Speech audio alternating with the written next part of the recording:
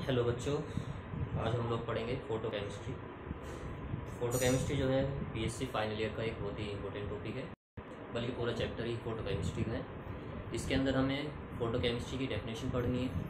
Photo chemistry के कुछ laws देखेंगे हम, Beer law, Lambert law, Grotthuss Draper law और स्टार्क-आइंस्टाइन लॉ। और उसके बाद में हम लोग क्वांटम यील्ड और लास्ट में जेवलॉन्स की डायग्राम के बारे में पढ़ेंगे। ठीक, तो इसकी हो सकती है इसके बाद में भी एक और मैं वीडियो बनाऊं। इसमें अगर कवर नहीं हो पाता है तो इसके बाद में एक वीडियो और बनाएंगे हम इसी चैप्टर पर। तो सबसे पहले इसकी डेफिनेशन देखते हैं। तो जैसे मैं बोलता हुआ आता हूँ कि अगर बायो में या केमिस्ट्री में आपको टर्म्स समझने हैं, डेफिनेशन समझनी है, तो उनके जो वर्ड्स है उस पर ध्यान दें। तो यहाँ पर क्या लिखा है? Photo chemistry. फोटो मीन्स होता है लाइट। लाइट जो होती है फोटोन्स या क्वांटा के फॉर्म में चलती है, छोटे छोटे एनर्जी के बंडल्स के फॉर्म में, जिनको हम लोग फोटोन बोलते हैं।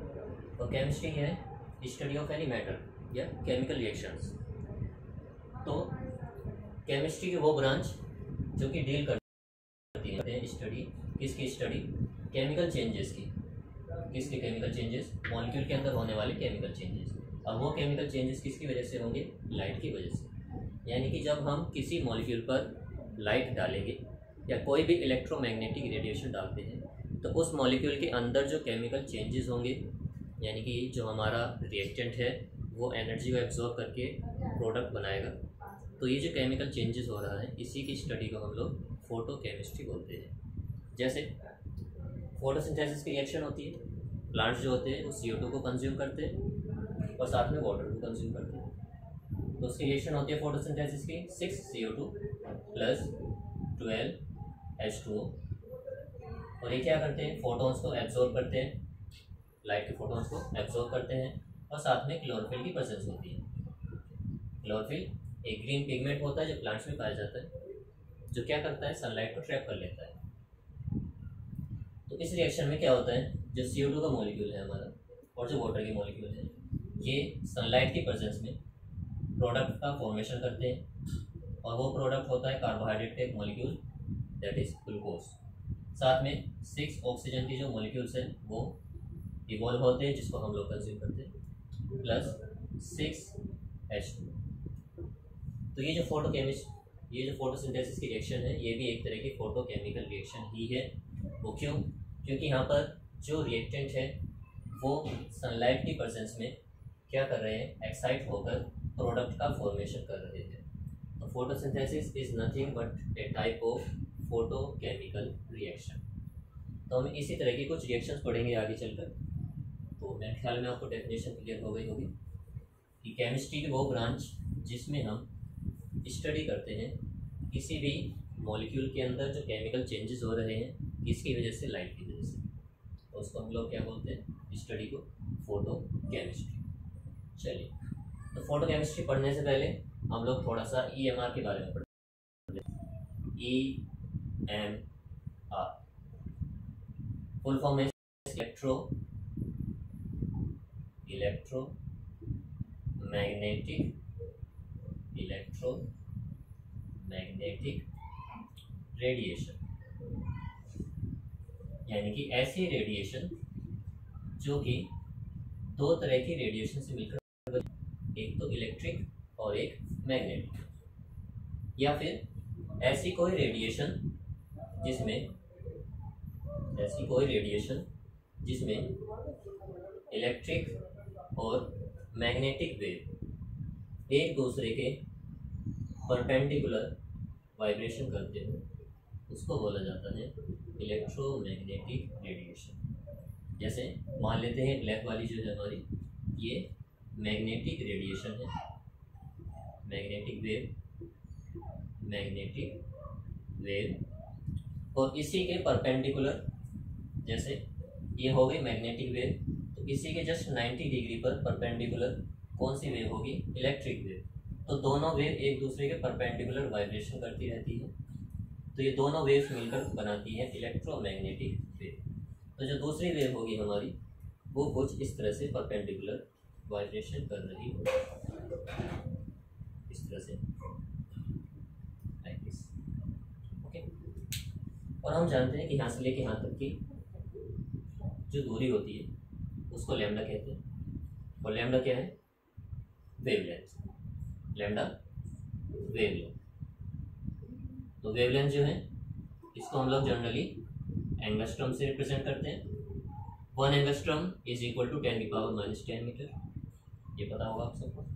या नैनोमीटर में भी इसको रिप्रेजेंट किया जाता है, 1 nanometre is equal to 10⁻⁹ metre. तो ये इसकी कुछ यूनिट्स या मात्रा इसके वेवलेंथ। तो इलेक्ट्रोमैग्नेटिक रेडिएशन काफ़ी तरह की होती है, उनको हम एक एक करके देखते हैं। उसका पहले हम चार्ट देखते हैं। तो चार्ट के लिए आपको एक और ध्यान रखना है, रमी वक्षी, रमी वक्षी सी, रमी वक्षी, ये है गामा, एंड सी, रमी वक्षी सी।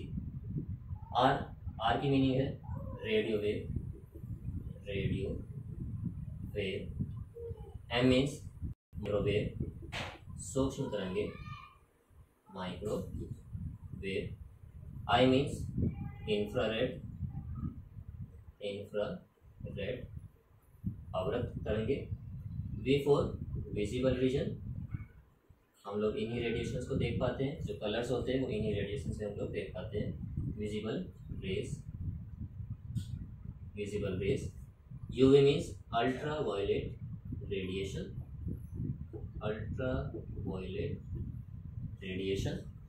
X means X rays. और ये वाई नहीं है, ये है गामा रेज, जो रेडियो एक्टिव सब्सटेंस से रिलीज होती है। सी मीन्स कॉस्मिक रेज, और हिंदी में अंतरिक्ष तरंगे, कॉस्मिक रेज। तो ये है हमारा कोड, रमी वक्षी सी। R means radio wave, M means microwave सूक्ष्म तरंगे, आई मीन्स इंफ्रारेड अवरक्त तरंगे, वी फॉर विजिबल रेज दृश्य तरंगे, यूवी मीन्स अल्ट्रावायलेट पराबैंगनी तरंगे, एक्स मीन्स एक्स तरंगे, गामा मीन्स गामा तरंगे, और सी मीन्स कॉस्मिक रेज या फिर अंतरिक्ष तरंग। चलिए, तो इसको सीक्वेंस में ध्यान रखना है हमको, कुछ भी आगे पीछे नहीं होना चाहिए, क्योंकि यहाँ पर एक रिलेशनशिप को हम लोग एस्टेब्लिश करेंगे, डेवलप करेंगे। वो रिलेशनशिप क्या है देखते हैं। प्लैंक की एक इक्वेशन होती है, E is equal to H nu. Planck की एक इक्वेशन है जहाँ पर E है एनर्जी, H है प्लैंक कांस्टेंट जिसकी वैल्यू हमेशा फिक्स रहती है, और न्यू है फ्रीक्वेंसी। न्यू क्या है? फ्रीक्वेंसी ऑफ लाइट, तो इसकी जो यूनिट होती है वो जनरली हर्ट्ज होती है या फिर सेकेंड इनवर्स। Okay, new.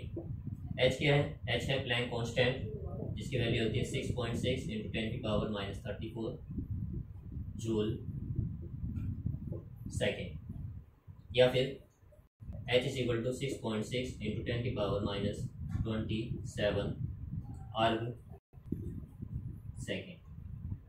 तो अगर अर्ग में चाहिए तो ये वाली वैल्यू नीचे वाली, जूल में चाहिए तो ऊपर वाली, तो ये वैल्यू हमेशा फिक्स रहती है। तो अगर ये कांस्टेंट है तो E हमारा डिपेंड करता है फिर न्यू पे, यानी कि energy is directly proportional to the frequency of light, यानी कि ऊर्जा आवृत्ति के समानुपाती होती है। किसी तरंग की अगर ऊर्जा ज़्यादा है तो उसकी आवृत्ति भी ज़्यादा होगी, और अगर किसी तरंग की ऊर्जा कम है तो उसकी आवृत्ति भी कम होगी। चलिए, तो एक रिलेशनशिप हमारा ये हो गया। दूसरा देखते हैं, जो न्यू है, न्यू का फॉर्मूला होता है C अपॉन लैम्डा। C क्या है? वेलोसिटी ऑफ लाइट,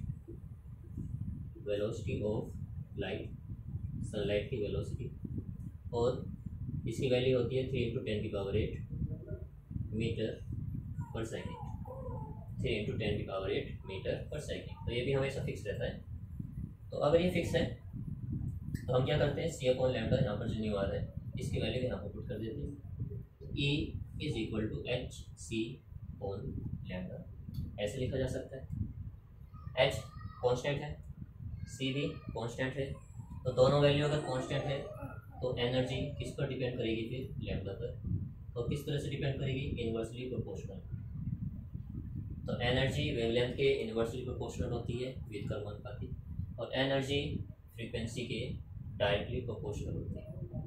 तो अगर किसी वेव या फिर किसी रेडिएशन की एनर्जी ज़्यादा है तो उसकी फ्रीक्वेंसी भी ज़्यादा होगी और उसकी वेवलेंथ कम होगी। अगर किसी रेडिएशन की एनर्जी कम है तो उसकी फ्रीक्वेंसी भी कम होगी, लेकिन उसकी जो वेवलेंथ है वो ज़्यादा होगी। चलिए, इतना आपको ध्यान आ गया होगा।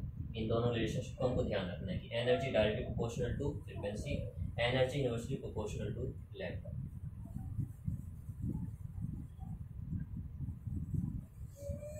चलिए, तो टेबल को देखते हैं जो अभी हमने बनाई है।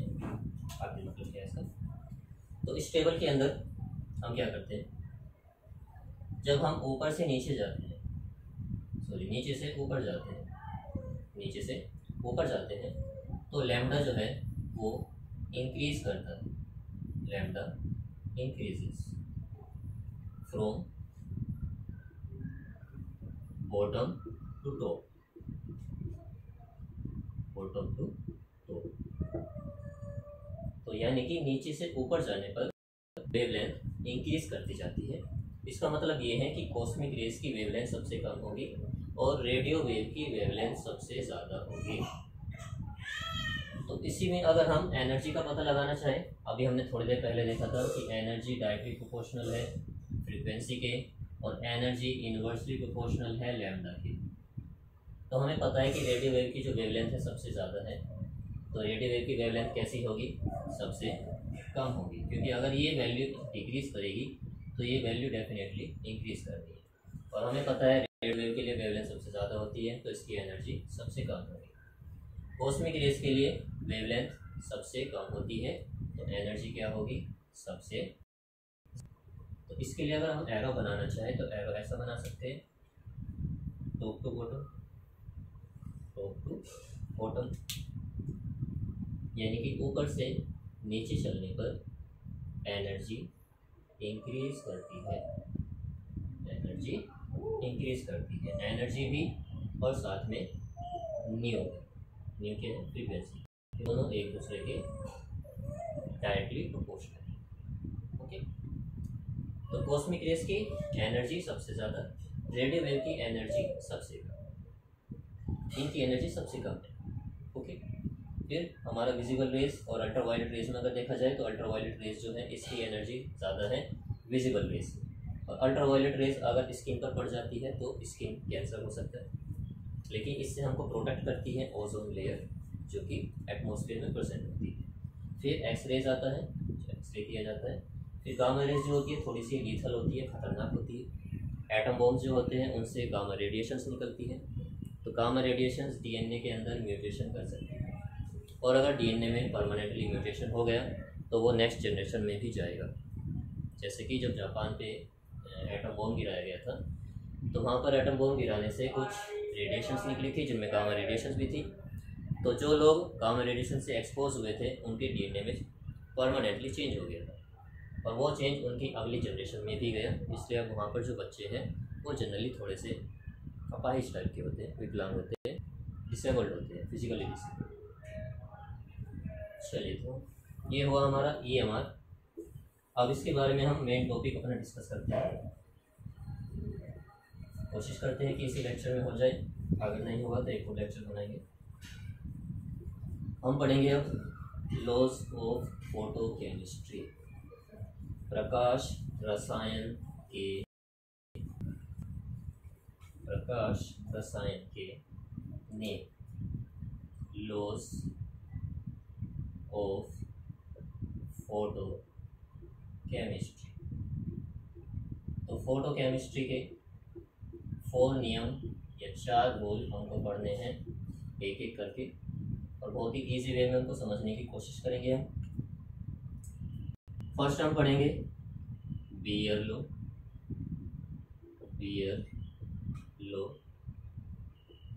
उसके बाद हम देखेंगे लैम्बर्ट लॉ, फिर दोनों को कंबाइन करेंगे और बीयर लैम्बर्ट इक्वेशन देखेंगे। फिर थर्ड हम देखेंगे Grotthuss Draper law, Draper law, इसको फर्स्ट लॉ ऑफ फोटोकेमिस्ट्री भी बोलते हैं, फर्स्ट लॉ ऑफ फोटोकेमिस्ट्री। और फोर्थ हम देखेंगे Stark Einstein, Stark Einstein photochemical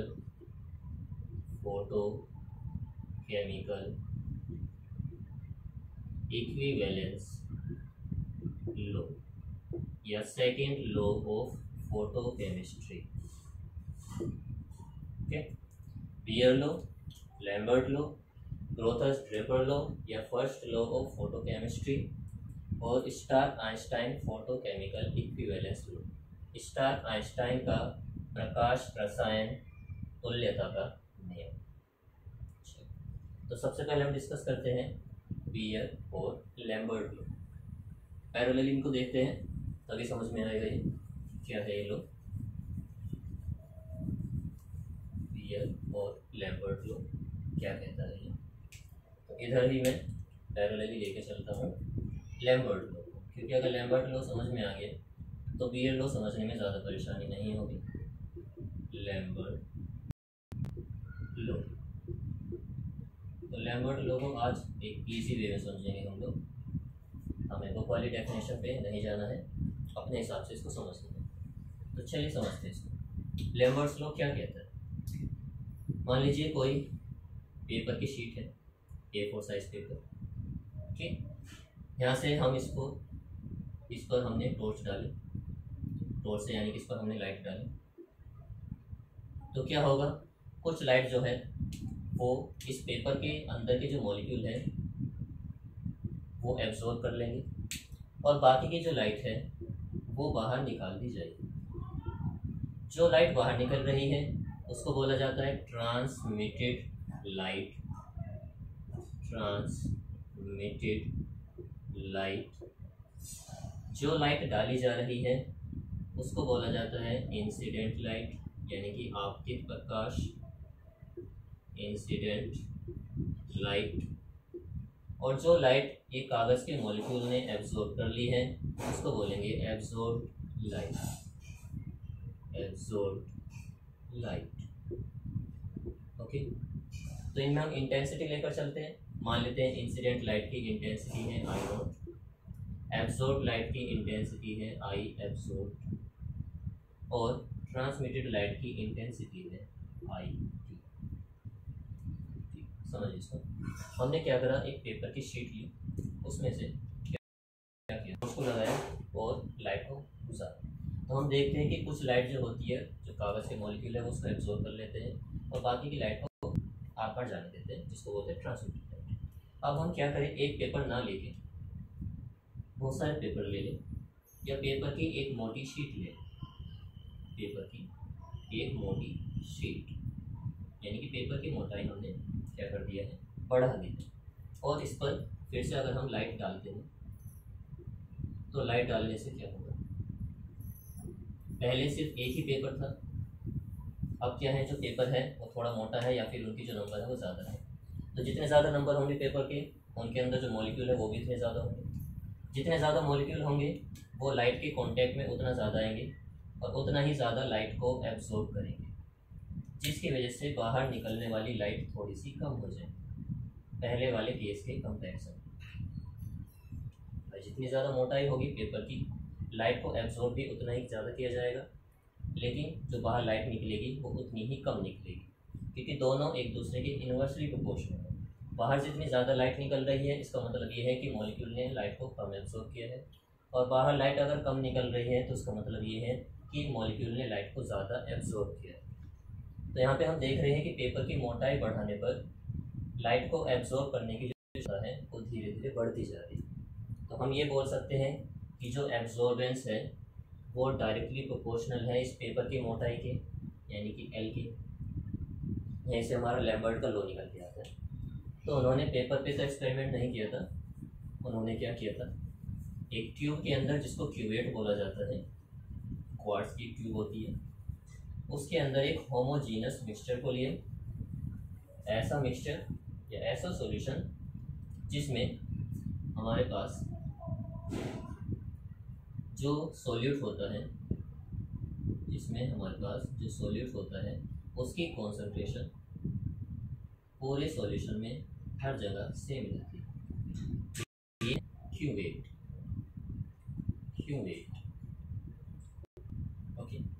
इसमें से लाइट को गुजारा गया, यहाँ से हमने लाइट गुजारी और यहाँ से वो बाहर निकल गए। मान लेते हैं इंसिडेंट लाइट की intensity I not, transmitted light की इंटेंसिटी आई टी। ये है होमोजीनस मिक्सचर, इसी हमारा कोई सॉल्यूशन है, होमोजीनस मिक्सचर,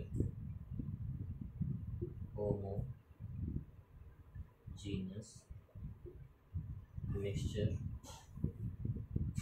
और इसमें से क्या करना है, हमें गुजारना है मोनोक्रोमेटिक लाइट, ऐसी लाइट जिसमें सिर्फ एक ही कलर हो, जैसे उसकी जो वेवलेंथ है वो एक ही तरह की होनी चाहिए, या तो वो रेड लाइट होनी चाहिए, या वो ब्लू लाइट होनी चाहिए, या फिर वो किसी और कलर की लाइट होनी चाहिए। तो उसको बोला जाता है मोनोक्रोमेटिक लाइट, एक वर्णी प्रकाश। तो जब मोनोक्रोमेटिक लाइट को किसी क्यूवेट में से गुजारते हैं, मान लेते हैं ये जो क्यूवेट है इसकी चौड़ाई है स्मॉल है, तो इसी के पैरेलल हम एक और ट्यूब ले लेते हैं और उसकी ट्यूब की जो मोटाई है वो थोड़ी सी बढ़ा देते हैं। तो बढ़ाएंगे तो क्या होगा, होमोजेनियस सॉल्यूशन ये भी है। यहाँ पर भी हमने क्या किया, यहाँ से लाइट को गुजारा जाएगा, इंसिडेंट लाइट की intensity I not, transmitted light की इंटेंसिटी आई टी। ये होमोजेनियस मिक्सचर है। पहले लेंथ यहाँ पर मान लेते हैं कि इसकी जो लेंथ थी वो मान लेते हैं 0.5 सेंटीमीटर थी चौड़ाई। अब हमने चौड़ाई थोड़ी सी और बढ़ा दी, मान लेते हैं कि इसका जो अब एल है वो 1.5 सेंटीमीटर। तो जैसे हमने पीछे देखा था, अगर एक पेपर की शीट ले रहे थे तो उसमें नंबर ऑफ मॉलिक्यूल कम थे, जिसकी वजह से अब्जॉर्प्शन भी कम होता था। जब पेपर की शीट की मोटाई बढ़ा दी तो नंबर ऑफ मॉलिक्यूल्स बढ़ गए, जिसकी वजह से लाइट को एब्जॉर्ब करने की जो कैपेसिटी है वो भी बढ़ जाएगी। तो ऐसे यहाँ पर होगा, यहाँ पर जो लाइट है हमारी उसको 0.5 सेंटीमीटर तक ट्रेवल करना पड़ेगा इस सॉल्यूशन के अंदर। तो यहाँ पर इस बीच की दूरी में जितने भी मॉलिक्यूल होंगे वो लाइट के कांटेक्ट में आएंगे और लाइट के कांटेक्ट में आकर उस लाइट को एब्जॉर्ब करेंगे। जो लाइट एब्जॉर्ब नहीं होगी वो लाइट बाहर निकल जाएगी, जिसको बोलेंगे ट्रांसमिटेड लाइट। यहाँ पर क्या है, लाइट को ट्रैवल करना पड़ेगा थोड़ा ज़्यादा, 1.5 सेंटीमीटर, ऊपर वाले केस से थोड़ा ज़्यादा। तो ज़्यादा ट्रेवल करेगी तो यानी कि ज़्यादा मॉलिक्यूल के कांटेक्ट में आएगी। तो ज़्यादा मॉलिक्यूल के कांटेक्ट में आएगी तो उससे क्या होगा, जितने ज़्यादा मॉलिक्यूल उतना ही ज़्यादा एब्जॉर्प्शन। तो यहाँ पर लाइट का एब्जॉर्प्शन ज़्यादा होगा, यहाँ पे लाइट का एब्जॉर्प्शन कम होगा। तो हम बोल सकते हैं कि ए डायरेक्टली प्रोपोर्शनल, ए क्या है, एब्जॉर्बेंस। तो एब्जॉर्बेंस जो है वो डायरेक्टली प्रोपोर्शनल है किसके, लेंथ ऑफ द ट्यूब के। ओके, या फिर जो लाइट इस सॉल्यूशन के अंदर पाथ को ट्रेवल कर रही है उसके डायरेक्टली प्रोपोर्शनल है।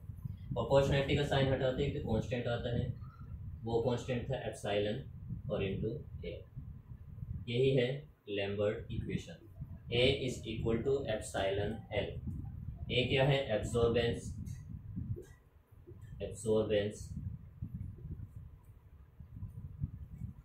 एप्सिलॉन क्या है, एक कांस्टेंट है जिसको बोलते हैं मोलर एक्सटिंक्शन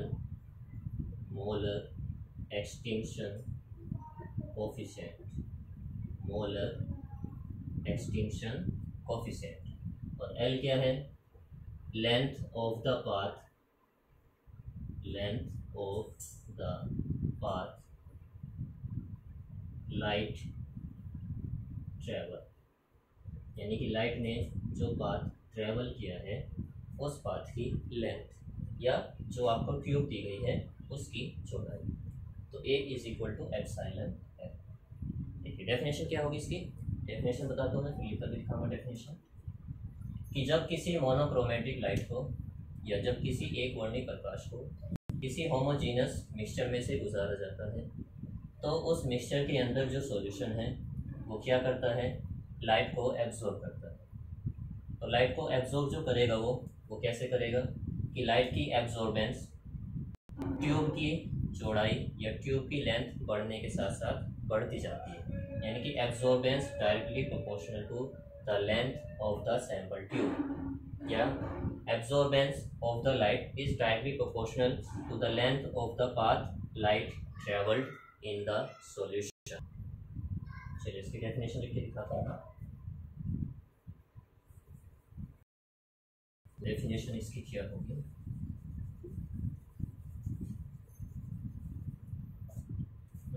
डेफिनेशन है ए monochromatic light passes through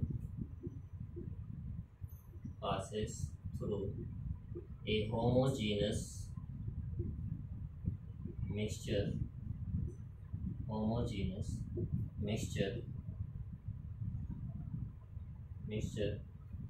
absorbance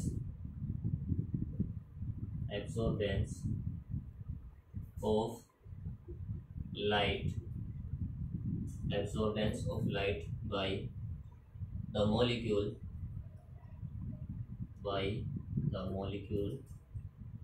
of the solution of the mixture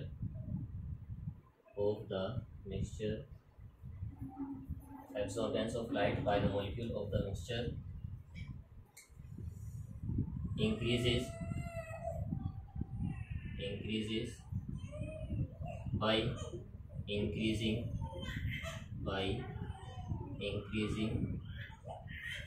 the length of the sample tube। ये length of the sample tube की जगह हम लोग ले सकते हैं length of the path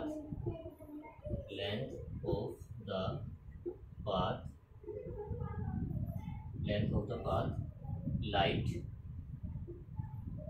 travelled. तो ये है इजी शब्दों में लैम्बर्ट्स लॉ की डेफिनेशन कि जब किसी मोनोक्रोमेटिक लाइट को किसी होमोजेनियस मिक्सचर से गुजारा जाता है तो उस मिक्सचर के अंदर जो मॉलिक्यूल है वो लाइट का एब्जॉर्बेंस उतना ज़्यादा तब करेंगे जब हम उसकी लेंथ को सैंपल ट्यूब की लेंथ को बढ़ाते जाएं। यानी सैंपल ट्यूब की लेंथ जितनी ज़्यादा होगी या लाइट को जितना ज़्यादा लेंथ को ट्रेवल करके जाना पड़ेगा, एब्जॉर्बेंस लाइट का सॉल्यूशन के अंदर उतना ज़्यादा होगा।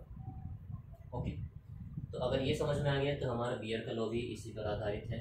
बस उसमें हम क्या करते हैं, उसमें एल की जगह कॉन्सेंट्रेशन को लिया जाता है। तो उसकी डेफिनेशन क्या होगी, सेम डेफिनेशन रहनी है। बस आपको क्या करना है, यहाँ पे लेंथ को हटाकर कॉन्सेंट्रेशन करना है। क्या डेफिनेशन होगी इसकी कि जब किसी मोनोक्रोमेटिक लाइट को किसी होमोजीनियस मिक्सचर से गुजारा जाता है तो मिक्सचर के अंदर जो मॉलिक्यूल हैं वो उनकी लाइट को एब्जॉर्ब करने की जो क्षमता है वो सॉल्यूशन की कॉन्सेंट्रेशन बढ़ने के साथ साथ बढ़ती जाती है। मतलब कि A directly proportional to the concentration यानी कि सी। तो इसको भी समझते हैं। बियर लॉ क्या है, बियर लॉ में भी हम ऐसे करते हैं, कोई ट्यूब ले लेते हैं, सैंपल ट्यूब, यहाँ से इसमें से लाइट को गुजारेंगे तो जो लाइट उसकी इंटेंसिटी आई नॉट, जो ट्रांसमिटेड हुई है उसकी इंटेंसिटी आई टी। इसके अंदर कोई सॉल्यूशन हमारा रखा हुआ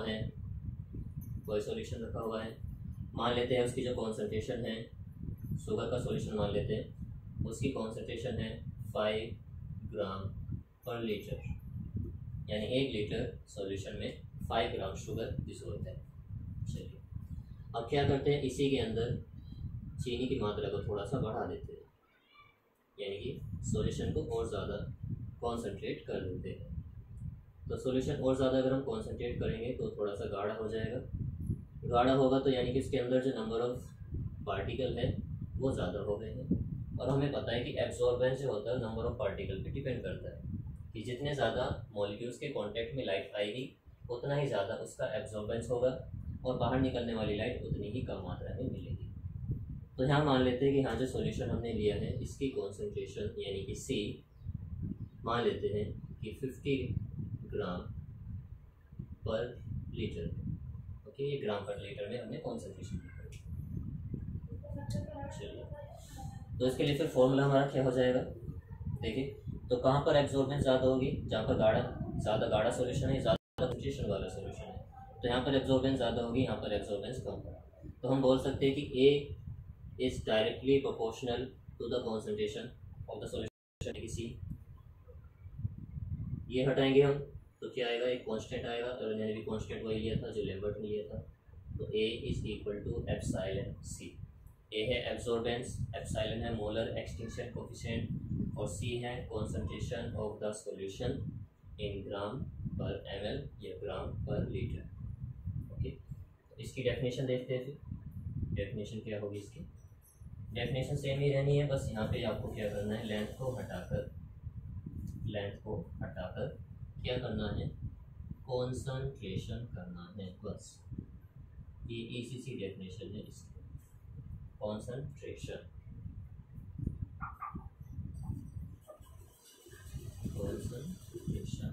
of the sample, concentration of the solution, concentration of the solution. ये डेफिनेशन किसकी है, ये डेफिनेशन है बीयर लॉ। इससे पहले जो डेफिनेशन थी वो थी लैम्बर्ट लॉ। बीयर लॉ में क्या करना है, ए डायरेक्टली प्रोपोर्शनल होगा कॉन्सेंट्रेशन की, लैम्बर्ट लॉ में ए डायरेक्टली प्रोपोर्शनल होगा एल की। तो अब इन दोनों का ध्यान कैसे रखा जाए कि कहाँ पर हमको एल यूज़ करना है, कहाँ पर हमको सी यूज़ करना है, तो उसके लिए एक छोटी सी ट्रिक बता देता हूँ मैं। देखिए, जो बीयर लॉ है, बी के बाद में हम जानते हैं क्या आता है, सी। तो बीयर लॉ में आपको क्या यूज़ करना है, कॉन्सेंट्रेशन, BC। ओके, फिर है लैम्बर्ट लॉ। तो लैम्बर्ट लॉ में आपने क्या लिया था, length of the sample tube. तो L for Lambert, L for length of the sample tube. तो आई होप ये आपको काफ़ी हेल्प करेगा इन फॉर्मूलोज को ध्यान रखने में कि BC, बीयर लॉ के लिए कॉन्सेंट्रेशन को हमें लेना है, और लैम्बर्ट लॉ के लिए length of the sample tube. तो ये दोनों लॉज हो गए। अब इन दोनों को जरा कंबाइन कर लेते हैं, दोनों लॉज को कंबाइन कर लेते हैं। तो कंबाइन अगर हम करते हैं तो बीयर लॉ क्या कहता है कि A directly proportional to the concentration of the solution. Lambert law क्या कहता है, A directly proportional to the length of the sample tube. दोनों को अगर कंबाइन करें तो हम ऐसे लिख सकते हैं, A directly proportional to the concentration C into length of the sample tube. Proportionality का साइन हटाएंगे तो एक कांस्टेंट आएगा, और वो कांस्टेंट यहाँ पर वो सेम ही रहना है, मोलर एक्सटिंक्शन कोफिशिएंट। तो A is equal to epsilon CL। इसी को बोलते हैं बीयर लैम्बर्ट इक्वेशन या बीयर लैम्बर्ट। इसको चाहो तो आप नोट कर सकते हो। चलिए, तो इसका जो आगे का पार्ट है वो फिर अगले लेक्चर में हम लोग अपलोड करेंगे। तो मिलते हैं अगले लेक्चर में।